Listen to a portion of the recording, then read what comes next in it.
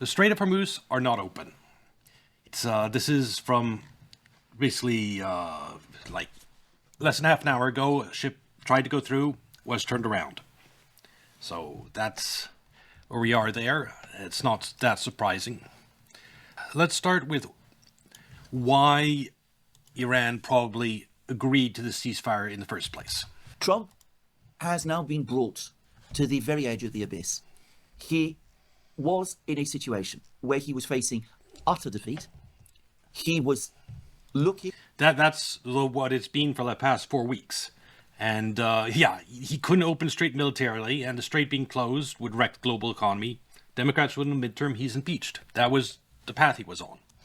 At a potential global economic crisis of astonishing dimensions. And Iran was not talking to him and was not compromising. I doubt that he will want to be put in that position again. I think if Netanyahu comes back to Washington and tries to talk him back into the war, I think this time, at least, Trump will be a lot more careful. A lot less excited about it, that's true. That's my own guess. We'll have to see. Anyway, that's the American side. What about the Iranian? Why did the Iranians agree to a ceasefire after they had repeatedly said that they were not prepared to agree to a temporary ceasefire? And had That's the interesting part. repeatedly said that the only resolution of the conflict that they would accept would be one that was made on the basis of their terms, which are, of course, identical to the 10 points that they have set out. Well, I think that the Iranians obviously did not want to see a massive attack upon them by the United States. True. Which would have just resulted in the destruction of at least some of their infrastructure. I don't think, however, that that was the major reason for the sudden softening in the Iranian position. The Iranians have absorbed many blows, and they have shown that they have the ability to conduct further blows. They have apparently told the Pakistanis that they have tens of thousands of ballistic missiles still in their arsenals, and uncounted thousands of drones. So they were confident that they could sustain the war.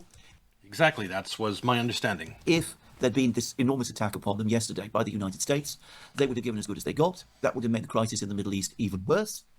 And you could argue that over time, that might have put Iran in an even stronger position. It would have. That's what I'm certain of. But look at this from China's perspective. China, if it did nothing and let the United States do this attack, and then all oil infrastructure in the Middle East goes up in flames, China's not happy about it. China isn't an exporter of oil. The United States, it'll be devastated. It'll have huge consequences, but it's still an exporter of oil, same as Russia. And so Russia, I mean, if all the oil infrastructure in the Middle East is destroyed, it just puts Russia in a strong position. There are also negative consequences, but overall it's neutral or positive for Russia. China, though, it doesn't mind the Strait of Hormuz being closed for 6 months. That it's okay with, because it's got oil reserves, it can handle that, no problem. But having all the oil infrastructure in the Middle East destroyed and offline for like 3 to 5 years, that's a different story for China, because it doesn't have a 3-year reserve of oil. It can't. It would end up. That would actually end up hurting China at some point. So it does not want to see all the oil infrastructure in the Gulf destroyed. So that's why I think it put pressure on Iran. That's what he's going to explain. But the Iranians cannot sustain the war without some support from their friends. Pakistan has been one of their friends. But of course, the key ones, as I've discussed in many programs, have been China and Russia. And now that we can see that there has been a ceasefire, we can look back and we can see that the signs that the Chinese and the Russians were seeking an end to the conflict, or at least an end to the fighting, were China more specifically there. The key event was the visit of the Pakistani foreign minister to Beijing, where he had a meeting with the Chinese foreign minister, Wang Yi. And the Chinese have provided a readout of this meeting. Basically, TLDR, Pakistan's prime minister did a visit to China, and so he got his orders from China, or China's position on the matter. And he was able to relay that to the Iranians. And I think that there was some pressure from China through Pakistan to agree to negotiations and, if possible, avoid all the oil infrastructure in the Middle East going up in flames. That is what I think happened. It really put Iran, this pressure, I don't think in a great position, because there's memes like this going around. We are not negotiating with Trump. No ceasefire, death to America. Okay, fine, 2 weeks ceasefire. Strait of Hormuz open for now in 24 hours. It wasn't a good look, especially with Trump makes a threat to erase your civilization and you fold like a piece of paper. It's just a horrible, horrible look for Iran. And on that note, let's go into some of the problems. First is U.S. is already violating ceasefire. Israel's ongoing attacks in Lebanon, ongoing Israel violation of Iranian airspace, and Iran's right to enrich uranium. Because Trump supposedly agreed to Iran's 10-point plan, which was entirely in Iran's favor. And we'll get to that in a second. You see, White House, total victory in Iran. And what Trump wanted, he wants, without limitations, including tolls.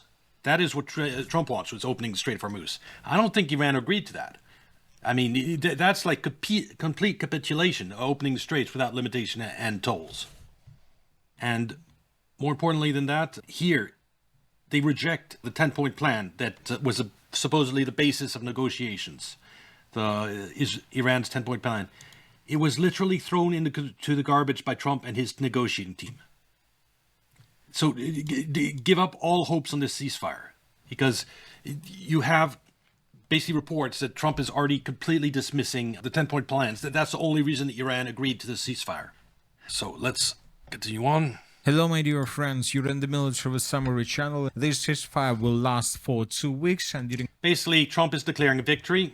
The Iranian side announced similar things. The Iranian said that this is exactly the Iranian side who won the war in the Middle East. Yeah, so Iran is declaring victory too.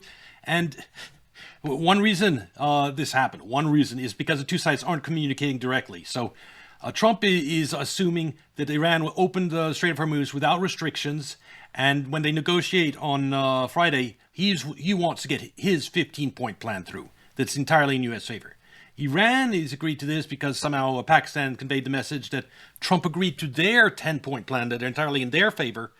And they're heading into negotiations believing Trump has capitulated to all their demands. And so Fridays are going to be real interesting. And obviously, Israel was on board with all this and is continuing its war in Lebanon. Hence, the Strait of Hormuz isn't actually open. Mess. And the Iranians stated that due to the fact that the United States of America accepted their 10-point plan, due to this fact... they're saying America has accepted a 10-point plan. We just read reports from the White House saying they threw those 10-point plans in the trash. The Iranians announced themselves as winners. Right after the Iranians and declared themselves as the winners of the Third Gulf War, the United Arab Emirates did this. I think it's going to be the same situation fundamentally as we have in Ukraine, where the two positions are so far apart that no negotiations are ultimately possible. So yes, they're going to meet tomorrow in Pakistan, but given how far apart two positions are, I don't believe anything can come of that. And as long as Israel is continuing its war in Lebanon, I don't think the Strait of Hormuz will open either. So ultimately, I don't think anything has really changed. Trump, so far, he has this promise, this willingness on the part of Iran to open the Strait of Hormuz, which is a lifeline for him. And he's going to try to cling to that somehow. But he obviously hasn't been able to stop Israel from bombing the stuff in Lebanon. The same, they said that the United Arab Emirates has achieved victory in a war in... Yes, United States of Emirates is also declaring itself a winner in this war. Sincerely sought to avoid, we have triumphed in an epic national defense. Everyone's a winner. Our sovereignty and dignity. And of course, our states that declared itself as a winner were Ukrainians. For example... Ukrainians a winner too in the Middle East. The Minister of Foreign Affairs of Ukraine stated that Ukraine considers itself as a winner in the war in the Middle East. This was stated on Wednesday morning by the head of the Ukraine Foreign Minister Andrei Sigiba. There are no clear losers in this war, but there are winners, and Ukraine is among them, the Ukrainian authorities stated. And based on these statements, we came to conclusion that the military submarine channel is also a winner of the Persian Gulf War. I'm a winner too. Everyone's a winner. We're all winners. So that is why we are also declaring ourselves as winners in this I like the sense of humor. conflict. Of course, we will not be able to charge additional dollar for every single barrel of oil that goes through the territory of the Strait of Hormuz, but we don't need this. The most important thing is that we are the winners. Anyway, the situation is not so simple. No, it's not. There's one other wrinkle to this that he gets into that's really important. And the thing is that the truce that was announced by the President of the United States of America has lasted just 2 or 3 hours. And then the truce was broken by strikes that were carried out by different states of the Persian Gulf area. Yeah, the Gulf states don't like the idea of Iran charging a toll on their oil. That basically Iran is taking a share of their oil sales. Iran just basically taking money out of their pockets. So they did something over the last 24 hours. They attacked Iran. Not the United States and Israel attacked Iran. The Gulf states attacked Iran directly. And this morning we start receiving updates that the territory of Lebanon was under attack and the territory of the southern Iran was under attack as well. As for the Iranian side, Here, this is the interesting part. we start receiving updates from the island by the name of Lavan. So, Here. and this is the first picture that was published by local sources, by This was not the United States. This was not Israel. Iranian sources. Here we can see that at least the first sources stated that there were at least 4 U.S.-Israeli airstrikes targeted the Lavan oil refinery on Lavan Island in the Persian Gulf. So these are the first statements that were published right after the explosions and attacks took place. But later, we received this video where we can see the Lavan refinery on Iran's Lavan Island was subject to an attack at around 10 a.m. local time. Explosions were heard on Iran's Lavan and Sidi Islands. It's unclear who carried out the attack. So as you can see, the second opinion was that it was unclear who carried out the attack on this island. And then we received a final update on this matter. And according to information we have, It was Gulf nations that bombed the island. and several sources confirmed this information, that's United Arab Emirates, Kuwait, and Bahrain all So United Emirates actually attacked Iran directly. That's not good. All 3 of them struck Lavan oil refinery in Lavan Island after ceasefire came into effect. Iran, in retaliation, struck all 3 countries, oil refineries, and desalination plants. So this is a very important situation. So as you can see, without the permission, without any permission from the US side, but probably synchronized with the Israeli side, the states of the Persian Gulf attacked oil refineries of Iran. So we are talking about the coalition of 3 states, United Arab Emirates, Bahrain, and probably Kuwait. So according to this article, That is one thing, is that obviously Iran has the power to close the Strait of Hormuz, but realistically speaking, maybe not all of them, but some of them, Gulf states, also have that power. Any nation can have a bunch of drones and threaten to attack tankers and close down the traffic of oil out of the Gulf. So they probably not... When they have this power too, they're not really happy about Iran wanting to charge the toll. And this is part of that not being happy. That wasn't involved in this operation, in this attack. So this is the situation, and this is a clear message to the Iranian side that if you don't allow us, our ships, our vessels, our tankers to pass through the Strait of Hormuz without any problems, without charging additional fees, then we will not allow you to do the same. So this Exactly. So there's no way we're ending this conflict with you charging a toll on our oil, is basically their message. And we'll have to see how that plays out. attack on this island was something like a signal that if you don't change your position, the next target would be the island of Hark, and the island of Hark could be destroyed, and then the Iranian side will lose up to 90% of its export capabilities.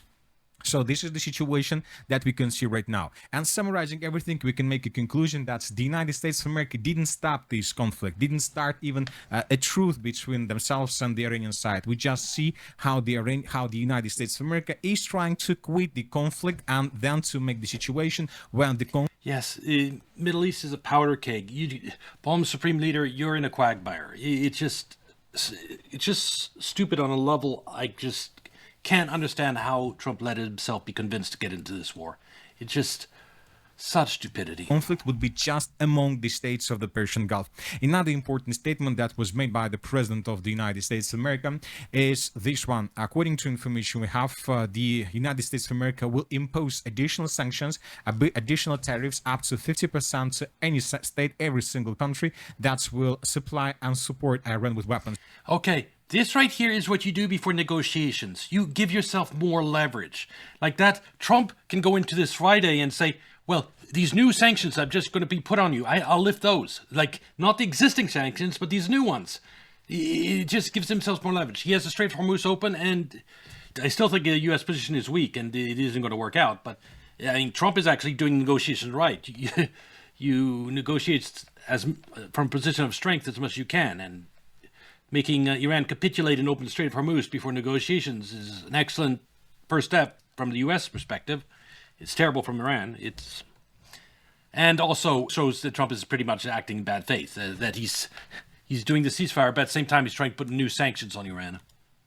A country supplying military weapons. When one of the 10 points of Iran is the lifting of all sanctions, he supposedly agreed to a 10-point agreement. One of the points was lifting all sanctions, and at the same time he's talking about putting new sanctions on Iran. You can see how this is not working.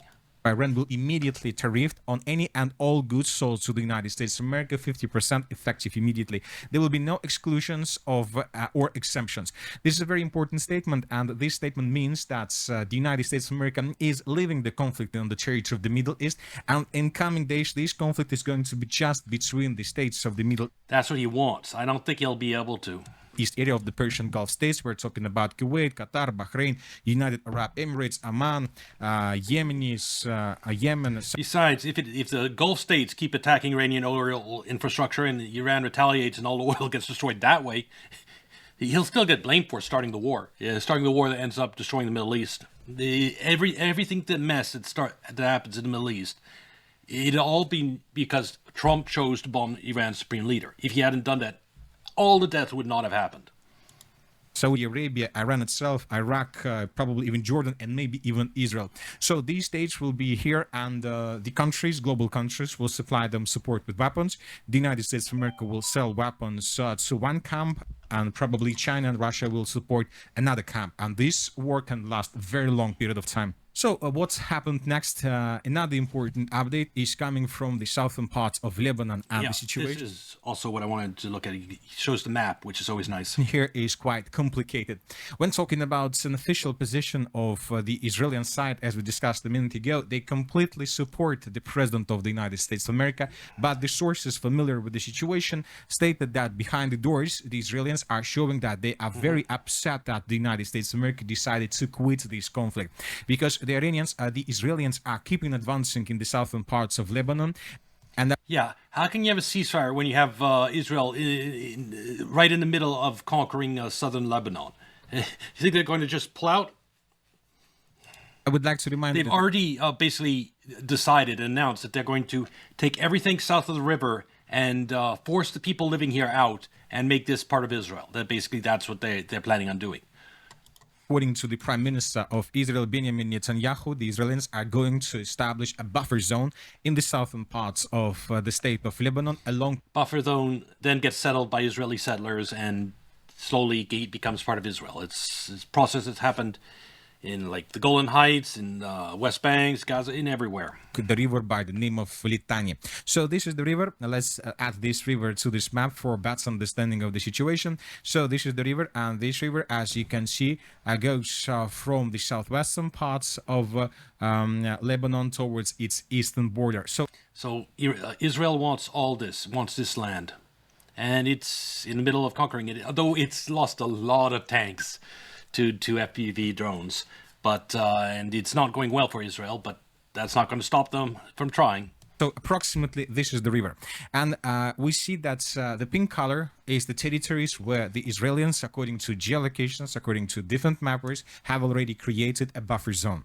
And of course, if the Israelis indeed are tasked to establish a buffer zone along this river, this means that they will try to establish complete control and to secure the territory to the south of this Litani River. So we are talking about these territories. And as you can see, there are a lot of territories, and basically the Israeli forces, the Israeli defense forces are still at the beginning of this operation.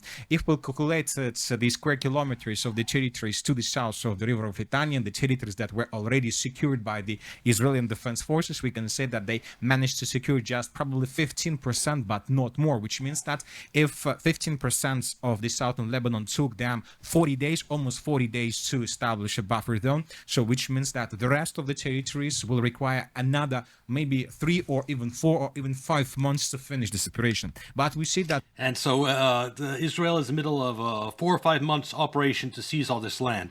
You think this is going to be a ceasefire while that's ongoing? Hezbollah is Iran's ally.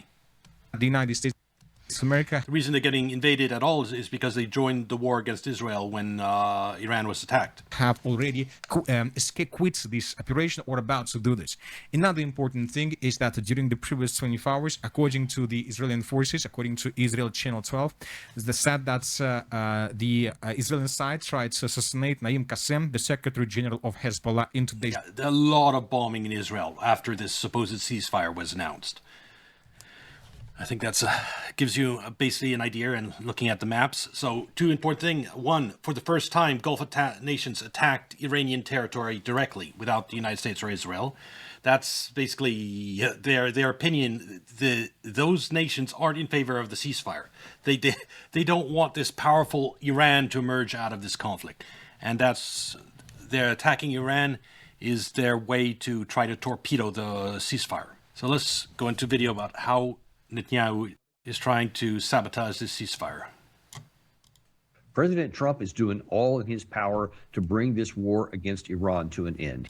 Now, we can say, and we have, that's it was a Taco Tuesday that he said again yesterday that, okay, well, I've reached this ceasefire because we won and all this kind of nonsense. And that's certainly true. But as I also said before this happened, and since it has, I don't care what method he wants to use as long as he gets the war over, as long as no more American soldiers have to die, no more Iranians have to die, no more Israeli civilians have to die. I would agree that would be great. There are some big headwinds to try and get this war over with. One of the biggest ones is Benjamin Netanyahu. Benjamin Netanyahu, according to all evidence that's out there, New York Times has just put out a new piece that talked about how Trump actually got into this war. We've talked about it. Benjamin Netanyahu put all kinds of pressure on, and President Trump ended up giving it to him. I think he was fooled into thinking this would be something quick and easy and he would get some big victory out of it. Now he realizes it's not, and he realizes there is no military path out. So he's going to have to find some kind of a diplomatic way out that gives him some sort of a chance to save face. At this point, let him save all the face he wants. I sort of disagree on this point here. Let's bring up this image. This is what Trump did. He thinks he can just kill all these leaders in Iran and come out of this Iran war with a victory. This is from Twitter. You can see the bit above. Iran won the war, U.S. surrenders. And you have all these leaders. No, Iran can't allow Trump to walk away from this, from a political victory. They maybe don't need a complete defeat of him, but they need him to suffer politically for there to have any type of deterrence against U.S. attacking again. You can't. So they're going to extract a price, I'm sure. They can't let him have a complete victory and walk away. Once, as long as the war gets over. But there are some real problems. There are problems both with Benjamin Netanyahu, who got him into this war, and there are problems in his own camp, his alleged allies in the United States. A lot of headwinds against this. Let me just show you a couple here. We're going to start off with Benjamin Netanyahu, who got him into this. And he's going to be bragging here about how this war is not over. So he's talking specifically in this clip here. This is from today. Talking specifically about how the United States has gotten into this ceasefire, and that even though it included, according to the Pakistani negotiators and the United States initially, and definitely Iran initially, that it included everything, to include Lebanon. Netanyahu wouldn't have any of that because that didn't suit his needs, so he just blew through that. Yep. And then, by whatever means, we'll probably find this out later, he coerced President Trump into saying, oh, yeah, it doesn't include that. Well, that's a non-negotiable for Iran, so that almost undercuts President Trump from the beginning. So that's number one for Netanyahu. But now then, the Strait of Hormuz won't open. I mean, Iran was also showing mercy to Trump, a huge amount of mercy by opening the Strait of Hormuz. And yeah, the minimum would be the stopping of the war in Lebanon by Israel. That he has to offer at least that much if he wants Iran to open Strait of Hormuz, and apparently he can't. And here he's talking to his own population, and this is in Hebrew, so it was primarily intended for an Israeli audience, but we have this translation, and he says some really problematic things here.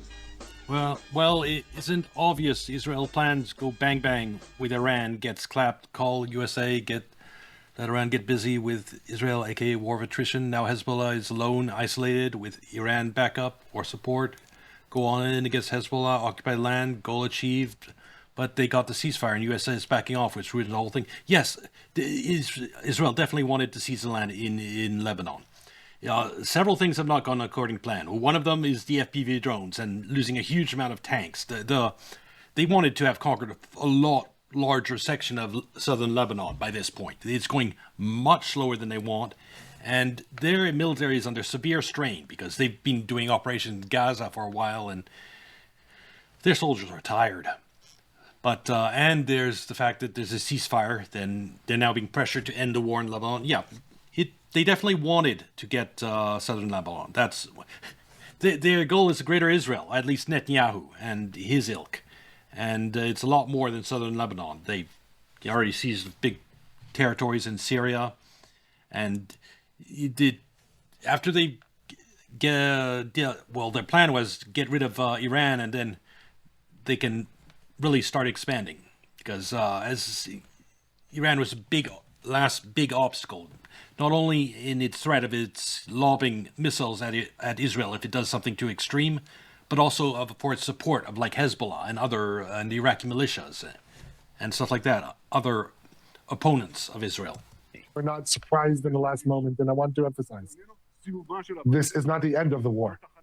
This is a step in order to achieve all of the objectives of the war. Iran is entering the negotiations when it is beaten and weaker than ever. It's committed to reopen the Strait of Hormuz after it gave up all the preconditions that it gave, the removal. Yeah, this is the Iran opening Strait of Hormuz was based on that the U.S. had accepted their 10-point plan. Netanyahu is rewriting the script, saying they've agreed to open Strait of Hormuz with no preconditions. No toll, and that's how Netanyahu is interpreting things and forcing Trump to interpret things, and so that means Iran won't go along with that. Yes, I guess they didn't watch Russian tanks getting burned by Ukrainian drones. Meanwhile, Hezbollah has been learning. Well, it's the armored vehicles of both sides really in Ukraine that are getting burned. I mean, I don't know which side had more burned, but there's practically no tanks or vehicles being used, or they're just being used out away from the front, or occasionally for one push they'll try to rush in with vehicles, but apart from that everything is done on foot.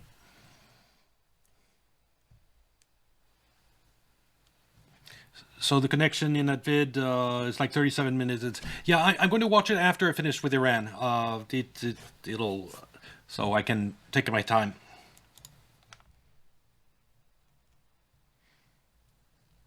Of sanctions and also a ceasefire in Lebanon. And now with Iran weaker than ever, Israel is stronger than it has ever been. 6 weeks ago, for the first time in history, we embarked on a war.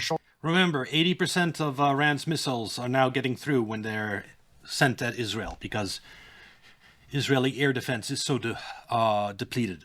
Shoulder to shoulder with my close friend, President Trump, and our great ally, the United States. We embarked on a historic operation, the biggest operation that the Middle East has ever known. This has never happened in the history of Israel. Such a unity, cooperation with the United States against its biggest adversary has never happened in the history of Israel. And to those who worry over the relationship between me and President Trump, the guy's great. We speak daily, and we smile every time we hear these assessments. Fuck you, Netanyahu. I'm sure you played a huge role in trapping Trump in this quagmire.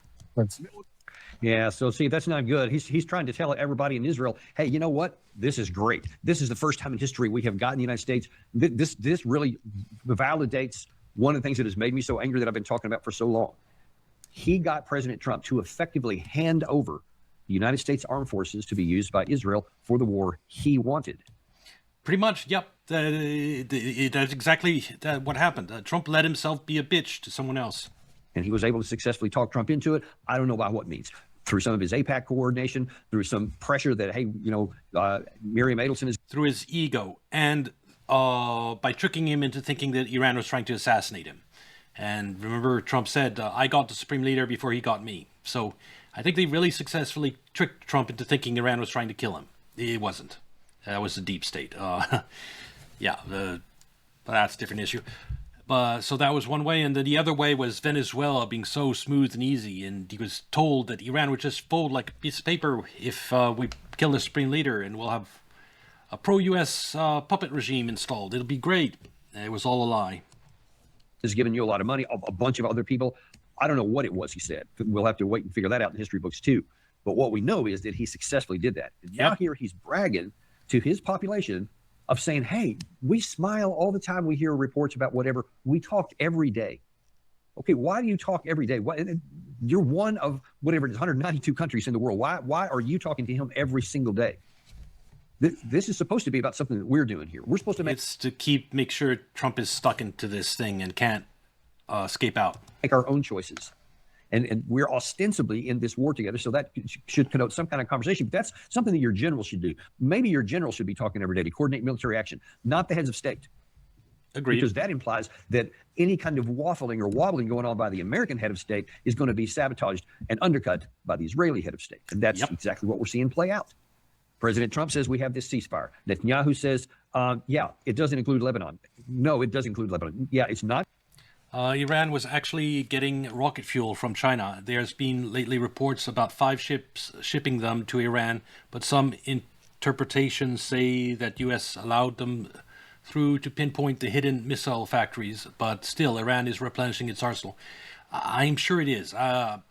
Even if it wasn't shipping in the rocket fuel, there are land routes that they could bring in supplies that the United States can't do much about. It's outside really the range of the easy air attacks. And so the northeast corner of Iran has not been bombed a lot. Its air defense services are more or less intact, and it's still a no-fly zone for the United States. And that's from where a lot of the aid from Russia and China is flowing in. I'm going to include Lebanon. So I'm going to have the biggest airstrike that we've ever had against Lebanon, is to put a big exclamation point on my point is going to be carrying the day. He also says some others, this is historic unity between us. Why is there unity between the United States and Israel? This is Israel's fight. There has never been, nor is there now, an existential threat for the United States. Our national security was never at risk, is not now at risk. And in fact, the only reason we're losing troops now is because... The only risk that we had from Iran is that they would close the Strait of Hormuz and wreck the global economy. That was the only real threat to America. And we actually caused that by attacking Iran's supreme leader. That we chose to fight this war.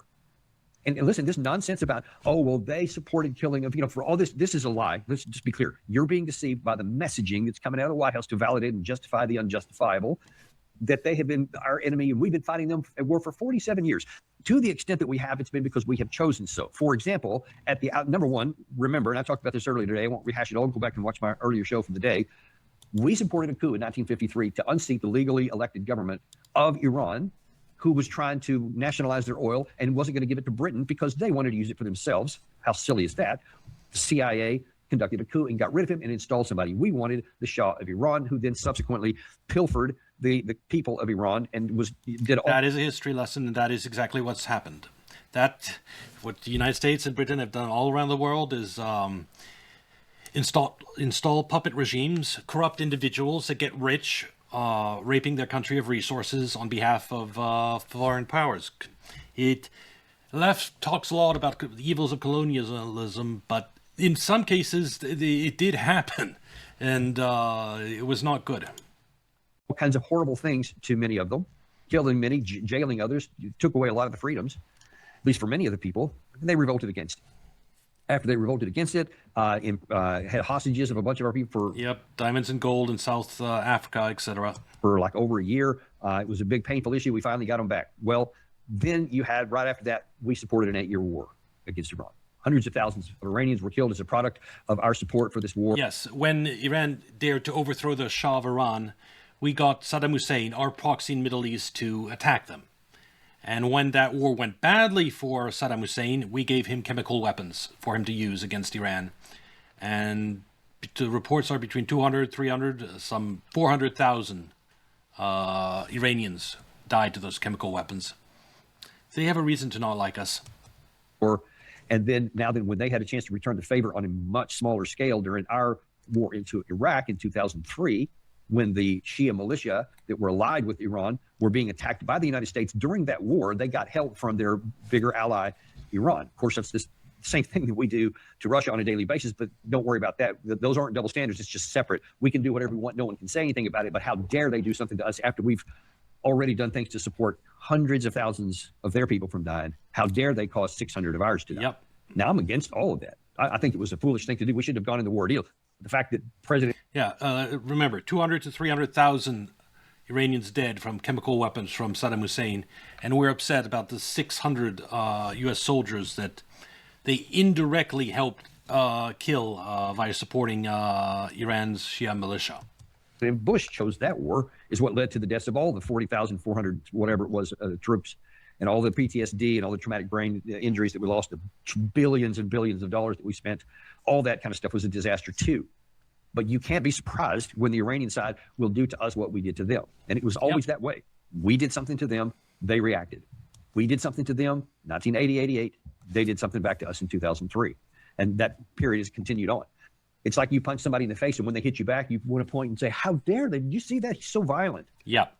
Normal people would... The United States does that so often, and the reason they can is because of the media propaganda, that their propaganda network. Media never talks about how we overthrew Iran's government and put in the Shah, or how we helped Saddam Hussein gas hundreds of thousands of Iranians. Never mentioned in the media. And so the media only highlights when Iran hits back. Look at that. You say, well, what do you think is going to happen? You can't hit somebody like that and think they're not going to hit you back. You deserved it for hitting them. Of course. What do you think they're going to do? If you don't want them to hit you back, don't hit them. Not hard. And so now here we are. We're in this war here. And we have Benjamin Netanyahu wanting to continue on and saying, just forget about that. Basically, I want to keep using the U.S. military. So if I need to undercut President Trump here because I want to take Lebanon, I want to clear out a whole path, I want to turn it into something like Gaza and just make it, I don't care how many people are there. I don't care how many tens of thousands of Lebanese we have to get out of the way. Not my concern. Just get them out of the way. Kill them, have them moved off. It doesn't matter to me. We're going to do whatever we're going to do. And I've got this great relationship with President Trump where we talk every day and we smile every time people talk. That's for his benefit. It's not for ours. Ours was never to do this war. And it's going to be a stand on President Trump going forward that he ever gave into it. But again, let's deal with that. Okay, let's go on to another video. All right, what's going on, everyone? So we've got a ceasefire in the Middle East, I think. It's between the United States and... So it's sort of in limbo. I don't think it'll hold. Iran, maybe Israel. Also, the ceasefire may have already been violated, and it also might not go into effect until the fighting stops, which it hasn't. Today is pure chaos. Right? It so is. We've got the United States claiming overwhelming victory. We've got Iran claiming overwhelming victory. Yeah, they're both claiming, everyone's claiming victory. The two sides are putting out terms that are very contradictory.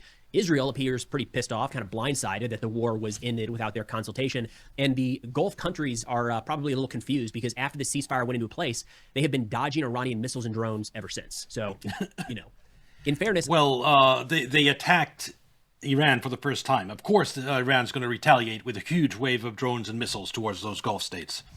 It's obvious. I'm not sure that the countries negotiating this right now actually know what's happening. It is that all over the map. So we're going to do our best. I'm recording this at 10 a.m. Central on Wednesday, April 8th, 2026. We're going to do our best to break down what we know so far. But again, in fairness, I'm not sure Iran and the United States are even close to on the same page. So if this sounds contradictory, it is. So the best overview of where things sit right now, I think, came from Greg Carlstrom over at The Economist, where he said a few hours ago, quote, if you're this is a great one. keeping score at home, the ceasefire includes Lebanon, Hezbollah, but also does not include Lebanon. America has agreed to all of Iran's demands, and Iran has agreed to all of America's demands. America will recognize Iran's right to enrichment and also insist on zero enrichment. Hormuz is completely open, but also Hormuz is subject to unclear limitations. That is exactly where we are today. That's not an exaggeration. Like, that's actually kind of summarizing it well and making it sound simpler than it is. So last night, or yesterday, President Trump threatened to eliminate an entire civilization if the Strait of Hormuz was not open. Yes, that is one of my biggest objections to this ceasefire, is it should not happen right after Trump makes that threat. It's a terrible precedent to set. It'll make cement in Trump's mind that he can just threaten his way to success. I mean, he's been trying to do everything over the last few weeks to get a ceasefire. And it's finally when he escalates and threatens to end civilization, that's what works. No, I think that's terrible. Opened, and just before that deadline was reached, we started to get a lot of murmurings, a lot of rumors that they were in progress of making a deal, and then bam, President Trump said, quote, subject to the Islamic Republic of Iran agreeing to the complete, immediate, and safe opening of the Strait of Hormuz, I agree to suspend the bombing and attack. See, he wants complete, immediate, and safe opening, so no tolls. That's what Trump wants. Of Iran for a period of 2 weeks. This will be a double-sided ceasefire. Now, a couple of keynotes there, I'd say the most important one, it looks like the terms for getting to a 2-week ceasefire was the Iranian opening of the Strait of Hormuz, which was not and still is not listed as one of the key U.S. objectives in this conflict. We'll get to those in a minute. They're regularly repeated by the White House. So it looks like we reached a ceasefire for Iran to open the strait that was open before the war began. And this is where you're going to... United States can't list opening the Strait of Hormuz as a key objective because it was open before the war. So it makes no sense to start a war to open the Strait of Hormuz because the Strait of Hormuz was already open.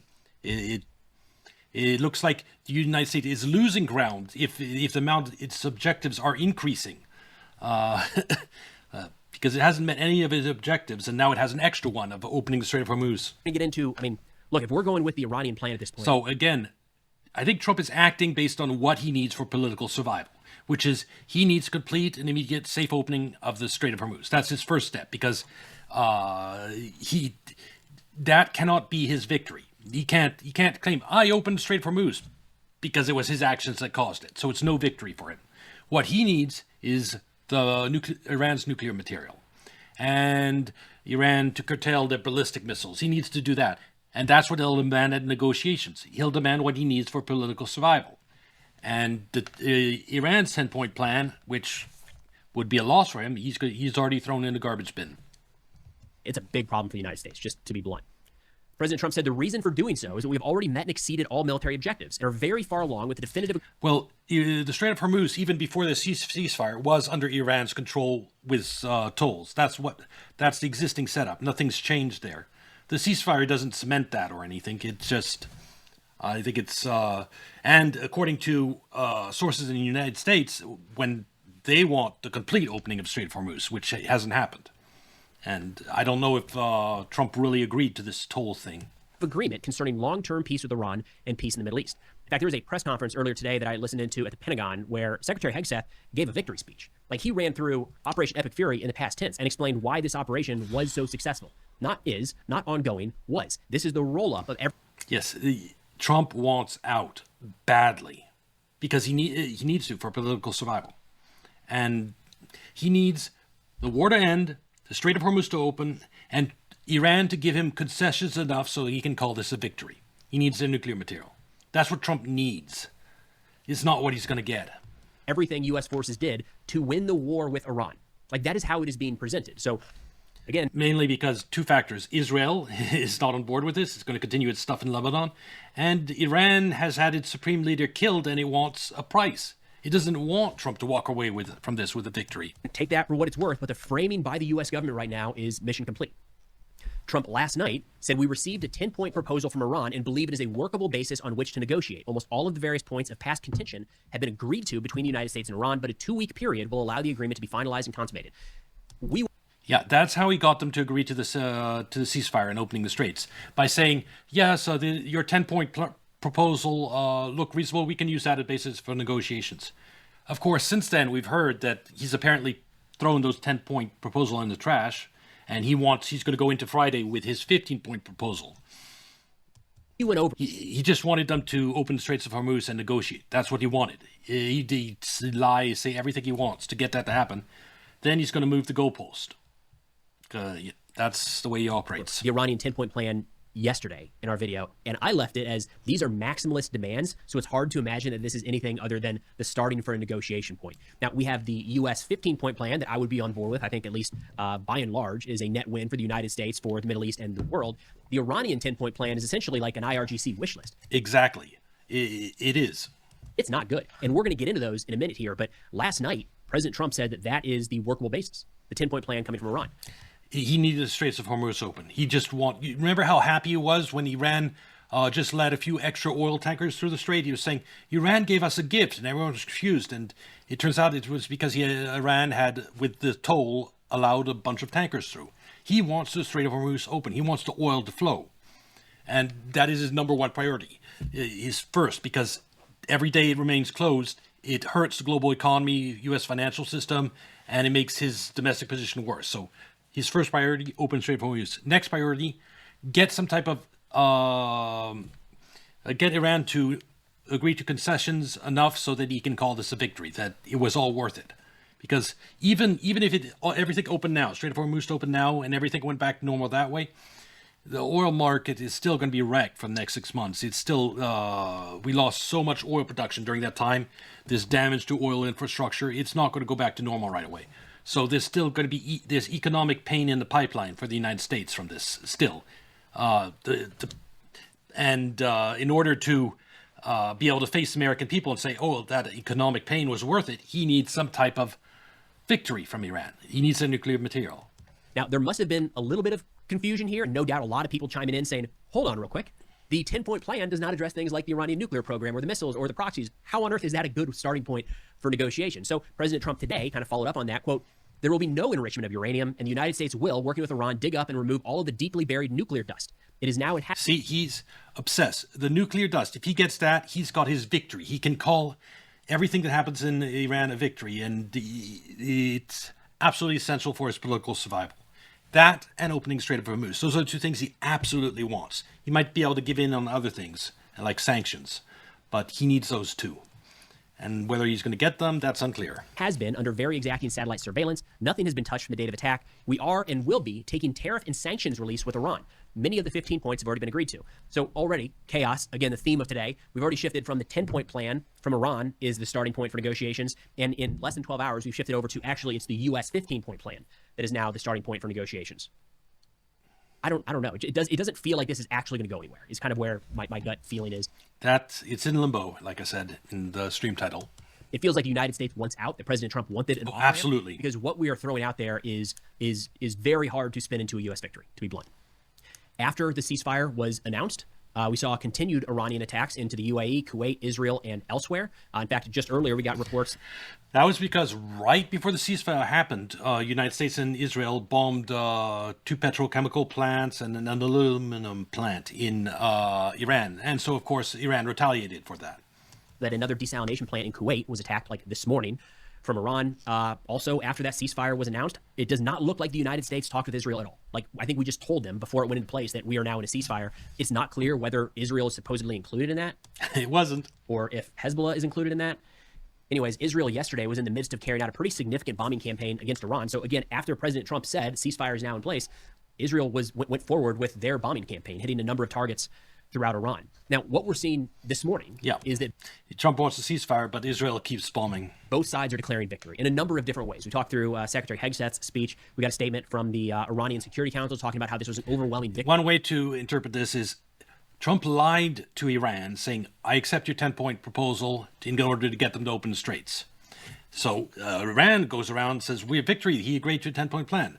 Trump, knowing he's lied about accepting Iran's 10-point plan, turns around to the U.S. media and says, they've agreed to open the strait, and then we'll go with my 15-point plan. It's everything in my favor. And that's basically what happened.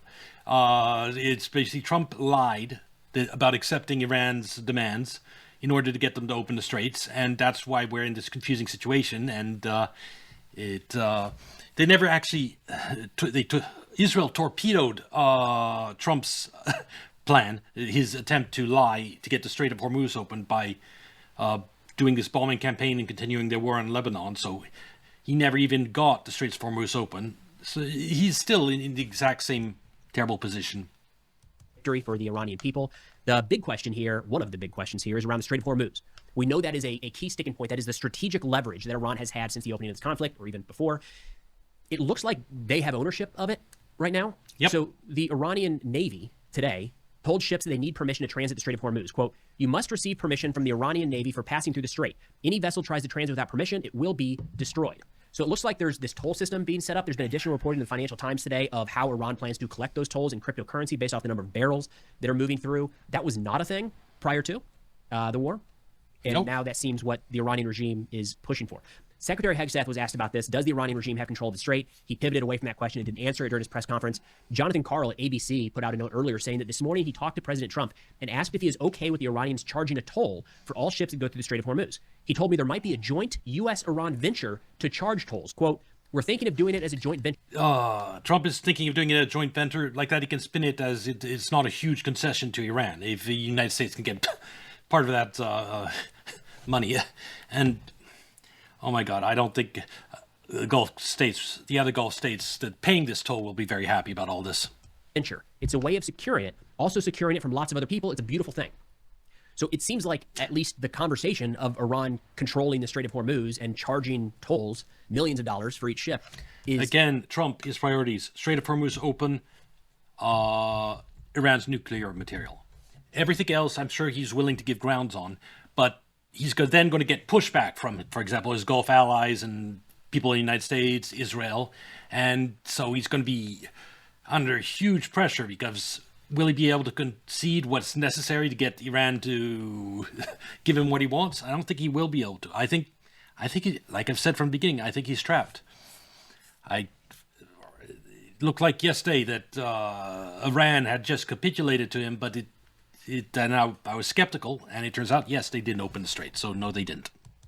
At least an acceptable option right now. In fact, President Trump, we have saying that maybe the United States would be doing that alongside Iran. So that, on its own, not great, to say the least. That means technically the Strait is open. It is now exclusively under the control of the IRGC. That is a lot of revenue pouring into Iran, like 60. And nothing has changed. It's still the same situation before. Friendly countries, tankers go through.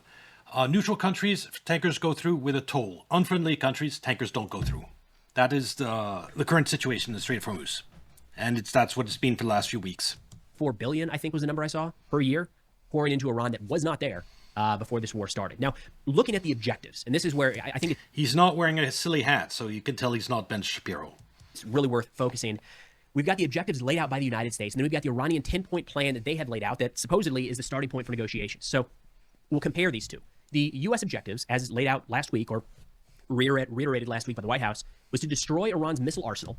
Failed completely there. They still have thousands. Annihilate their navy.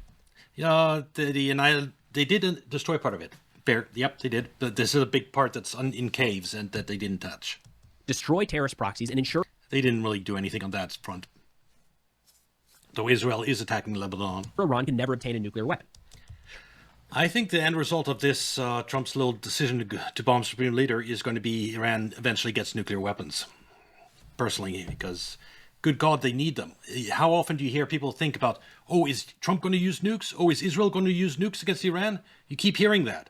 Well, the only thing that would guarantee stop that type of talk is if Iran had nukes. And any nukes used against Iran would result in nukes on Israel. If that was the case, all this talk about nuclear weapons would be gone. Turning over to the 10 points, and this is as released from Press TV, which is an official channel of the Iranian regime. 1, a complete halt to aggression against Iran. 2, continued Iranian control. Yeah, they have hundreds of boats in tunnels. Yes, speedboats, so they can go and attack tankers or do other stuff or do kamikaze. If U.S. ships ever go into the Strait of Hormuz, those ships are suicide charge at them. Control over the Strait of Hormuz and coordination of passage through it with Iran. That is a win for Iran. That is something they did not have before the war. They have now, starting with these 10 points. Again, we really need to take this with such a grain of salt. This is supposedly the starting point. All right? This is a horrible starting point for the United States. So Iran wants full control over the Strait of Hormuz. 3, Iran will be able to... This is Iran's 10 points that Trump supposedly agreed to. Rich uranium. Again, if we leave this conflict and Iran is still permitted to maintain and enrich uranium, they will get a bomb. How do you call that anything but a failure? It was one of the key, if not the key reason we went into this conflict in the first place. 4, removal of all primary sanctions. And 5, removal of all secondary sanctions. 6, annulment of all UN Security Council resolutions against Iran. 7, annulment of all resolutions by the Board of Governors of the International Atomic Energy Agency against Iran. Those are, when I say these are the maximalist demands, that is what is being laid out by a country that is winning or has won. And said, these are the terms of your surrender. This is what you have to do. Yeah, and Trump apparently agreed to this, to get the Strait of Hormuz open. And he probably plans to according to reports, has already thrown these 10 points into the trash. That you can see why he's not going to want to agree to these 10 points, but that's what he did. So already we're at number 7. Iran, according to this, is getting more than they started the war with, and we're going to remove a bunch of sanctions on the back end. Number 8 is the payment of compensation to Iran. 9, the withdrawal of U.S. combat forces from the region. And 10, cessation of fighting on all fronts, including against the Islamic resistance in Lebanon. Mark Levin, a podcaster, radio host that has been very hawkish in the war with Iran, said, quote, "These 10 points are an absolute disaster." Now, this is where we need to be careful with this and take all of this with a grain of salt, because according to President Trump, this 10-point plan is the starting point, and a lot of the starting point, I think when in Trump's mind, the starting point means they're actually negotiating. They're going to send someone. Right now, for the last, since the war began, he hasn't even been able to talk to anyone on the Iranian side. So his idea of this being a starting point is they'll meet with us and they have these 10 points. We can then throw those 10 points into the trash, and then we have the negotiations I want about my 15 points. That's what Trump wants. He's just agreeing to these 10 points to get the two things he wants right now, which is Strait of Hormuz open and Iran to finally negotiate with him so he can try to bully them into giving him a victory. this stuff has already been agreed upon.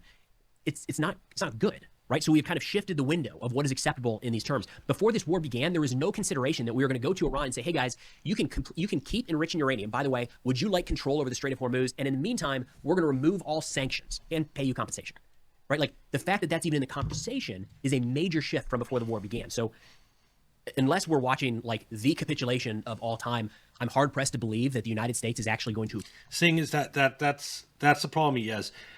In order to end Strait of Hormuz open again, that's what Trump needs to do. A huge capitulation, and Israel, a lot of his allies, the U.S. media that is largely the establishment that supported this war, the deep state, will turn on him completely. It's I don't know if he can do the concessions necessary to end this war. I don't think politically. I think he's destroyed if he tries.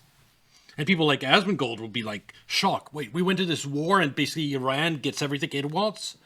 I mean, this war was a disaster. He'll be, if Trump agrees to this, at least next Asmongold video on this topic will be very interesting. To agree to this? But again, it brings it back to this kind of sudden out of nowhere. Oh, on that note, I'm so sad that he got banned for some stupid reason. Honestly, fuck Twitch sometimes. Okay, peace deal, we won, time to bring everybody home. Was there more pressure mounting on President Trump than we are publicly aware of? Because this is out of left field, and from everything that I can see at this... Yeah, 7 days, but there's a lot going on in the Middle East. It would be fun to see his changing view on. Point is it's fun watching someone's views slowly change over time, but now it's only going to be one bigger change because you have 1 week to really look into all this. And I think that after that 1 week is over, he's going to, well, see, I think he should have evolved his views slightly with regard to what's happening in Iran. Very quick to jump to the Iranian solution, which is to the net benefit of the Iranian regime and the net detriment of the United States, Israel, and our allies in the Gulf Coast. So we'll see how this develops over the course of the next couple of days. Now, for anyone interested in keeping up with this, we're trying to provide as regular updates as possible over on Substack, consolidating all content there, long form, short form, interviews, and then the daily research for each one of these videos with links and sources. So if interested, check that out in the link below. Thanks for watching. We'll see y'all next time. All right. Then I thought for a bit of a change, we'd hear from Nick Fuentes on this subject. I haven't watched many of him, but he's supposedly a big commentator on the right. Iran has just... And let's see what he has to say.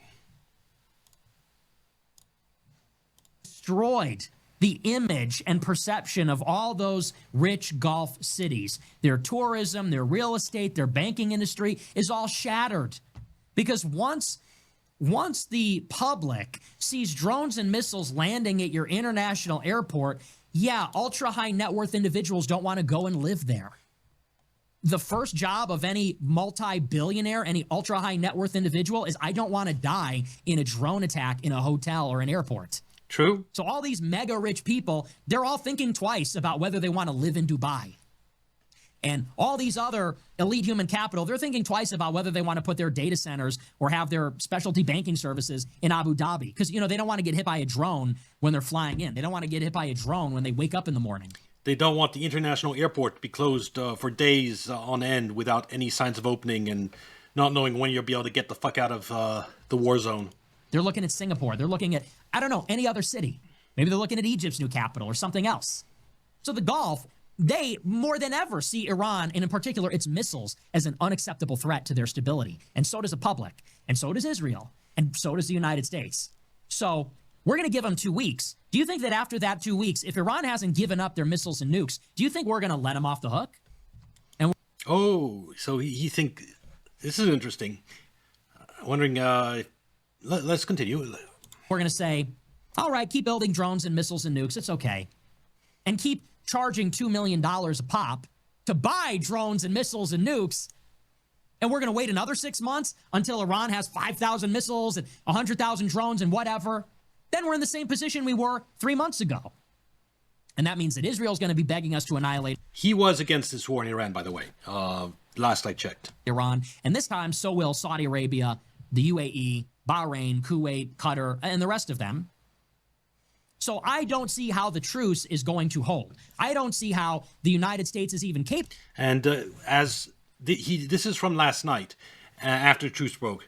And he's right in that the Gulf states already attacked Iran for the first time.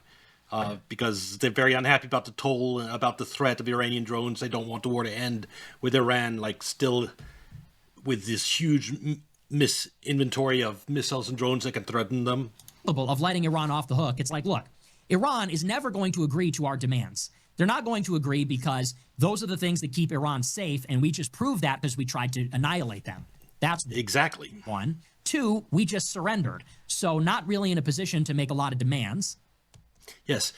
Privately, Trump surrendered by agreeing to his 10-point plans, but he didn't turn around, and he's been saying he didn't really agree to that. So I think it was basically a lie to get the Strait of Hormuz open on Trump's part. He agreed to something he didn't had no intention of actually going through with, and but that ended up failing because Israel kept attacking in Lebanon, so he never even got the Strait of Hormuz open, and that's funny.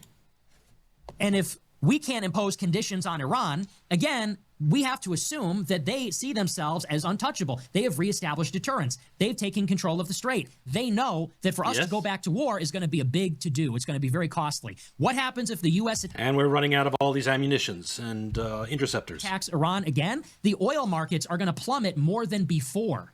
Why? Why is the price of oil going to explode even more than before? I think he misspoke. The price of oil is going to explode. Yeah. Because investors are going to say, here we go again. So this is just our lives now. Every 2 weeks, every 4 weeks, the Strait of Hormuz will close. They're going to say we need to price in some long-term constraint on supply. So Iran knows and we know we can't just keep coming back and coming back. We got to strike while the iron is hot. And the same is true of all of the money in the Gulf. You think all these ultra-high net worth individuals, what do you think they're going to say when we go to war with Iran again? And here we go again, drones and missiles raining on Abu Dhabi and Doha and Dubai and Manama. In Riyadh, no, they're going to look. Wait, they did? Damn, this war is getting worse. Yes, the Gulf states, we looked at video. They attacked a oil facility on this little island right here. I think it was Kuwait, Bahrain, and the UAE attacked. You might be able to see it on Google Earth, actually. Yeah, right here. This oil facility right here. And that was a message trying to, A, like, torpedo this ceasefire, B, a warning to Iran, we could attack your Karg Island over here and destroy your oil. Don't charge a toll on us. I think that was their other second message. So it's this very interesting things going on in the Middle East. Look at that and say, that's it, honey, we're leaving. They're going to say, damn it, I told you this was going to happen. Here we go again. More drones and missiles. You should have listened to me. We're moving to Singapore. I told you we should have moved to Nevis. Yeah, Iran war map. There's I have this war map also.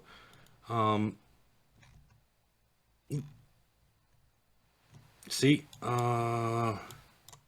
this cloud right here.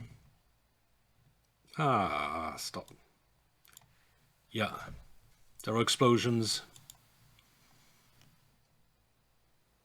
Unclear, but we later learned that there was reports that this was Gulf nations, not the United States or Israel. But it also happened after the ceasefire. There's no missiles flying at Nevis. There's no missiles flying at Mauritius and Seychelles. So we can't go back. Yep. It's, he says, I don't see how this truce is going to hold. I agree. I was skeptical that Strait of Hormuz would ever open. And apparently maybe 2 ships got through and then it was closed again. So I was right to be skeptical. Let's see.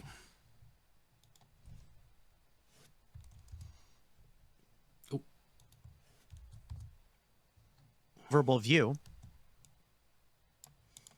As Donald Trump works to wind down this war, trying to solidify the ceasefire agreement, there are reports that Iran is halting traffic through the Strait of Hormuz despite it being opened after Israel launched several attacks. Now, we don't know exactly how things are going to play out.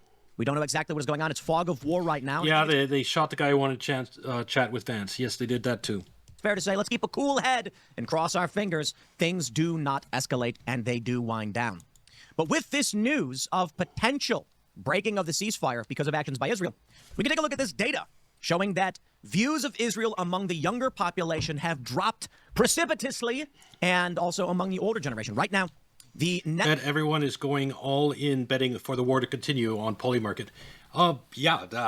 Honestly, that's what I would do. It's actually, I wouldn't bet on Polymarket. Betting sites like that,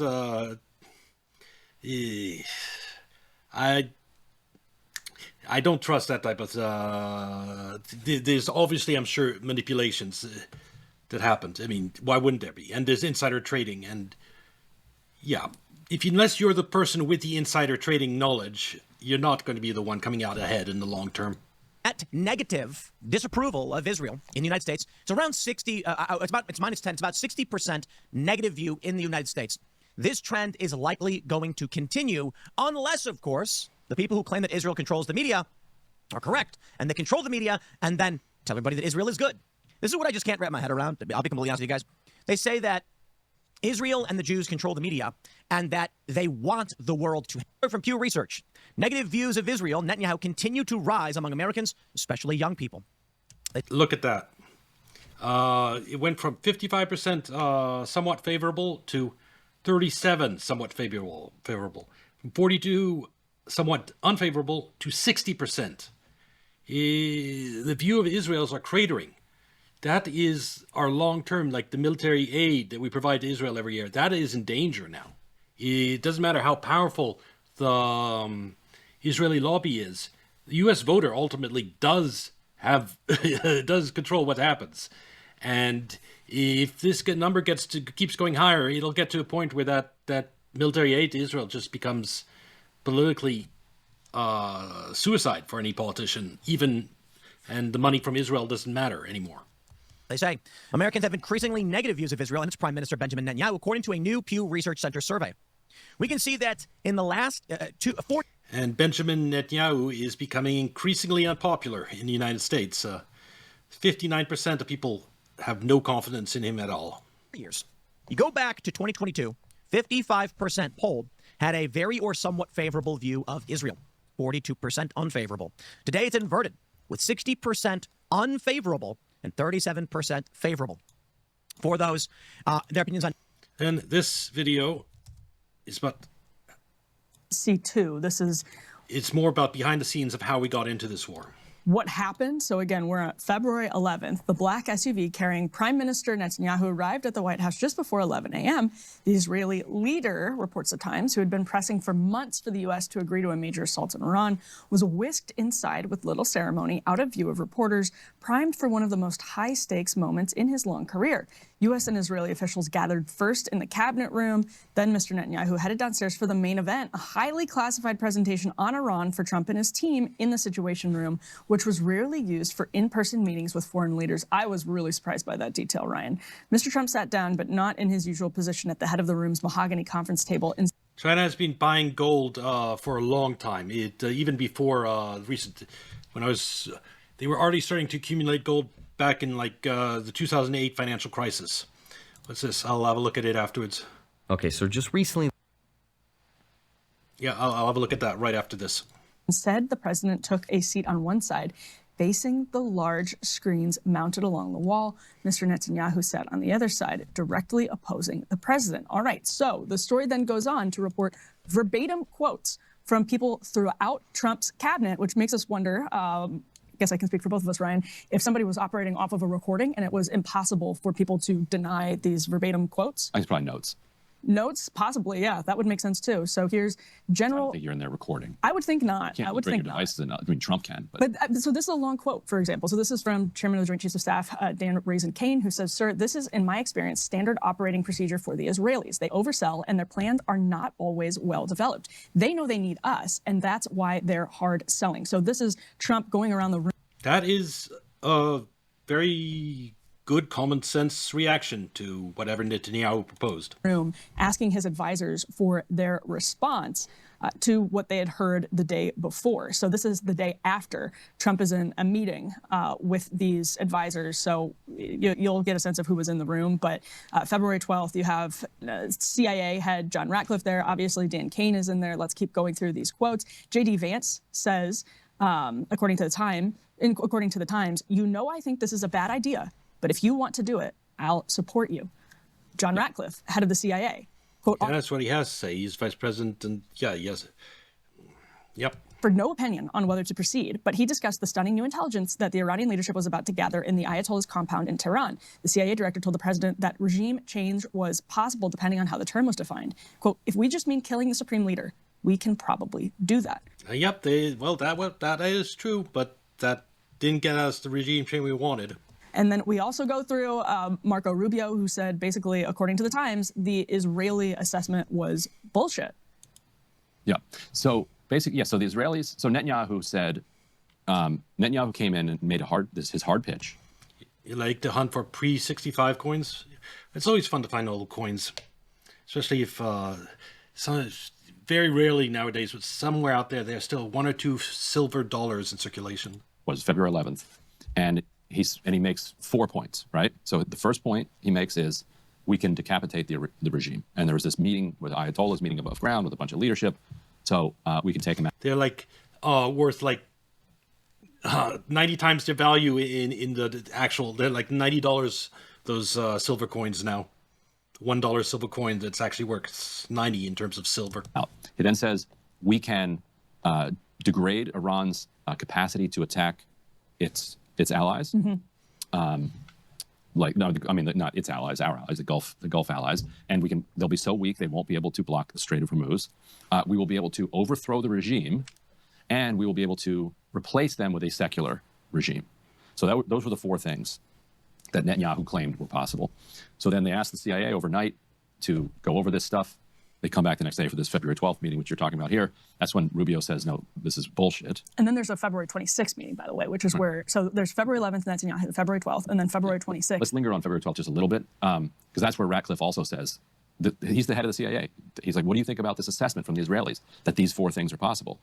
CIA calls it farcical. Yes. Ratcliffe says they always do. Oh, no, Kane says they always do this. Mm-hmm. And Ratcliffe's like, yeah, no. Like nobody, like they didn't really think that this was accurate. Now, CIA says, yes, can we kill the Ayatollah and top leaders? Yeah, we can probably do that. Yep. And the CIA seems to have botched a little bit our ability to stop them from attacking the Gulf allies. Like, so they were even wrong about that. But the CIA was very clear, you're not going to do regime change. It's very unlikely. You're not going to replace them with a secular leader. Even though, again, Netanyahu was telling Trump. And Trump, according to the story, Netanyahu lays all of this out, and Trump says basically some version of, sounds good. Yeah, and then CIA says, well, you can't actually accomplish that. And Trump says, well, that's their problem. Mm-hmm. And the Times writes, it's not. Yeah. We bombed their leader, and it's their job to do regime change. Yeah. Clear if he even meant regime change was Israel's problem or the Iranian people's problem. But either way, Trump's like, all right, so actually the thing you're saying you want to do, we can't actually do, but we can kill the Ayatollah? All right. Mm-hmm. So anyway, go ahead. Well, no, let's flash forward to. Yeah, and no sense of danger that they might close Strait of Hormuz. It's insane. February 26th, where, again, according to the Times story, and we can speculate on the sourcing for it, obviously they're sourcing across the board because they have, again, direct quotes from multiple meetings, but it's clear, with the possible exception of Hegseth, utterly tepid reactions across the board from Trump's advisors. Nobody really, other than Hegseth, wants to do this, it seems like. Yeah, nobody's excited about it. Everybody is supporting Trump and making it very clear that they support Trump, which is obviously cowardly if you oppose staunchly. It turns out it was important, and Trump wanted to have people that would push back against him.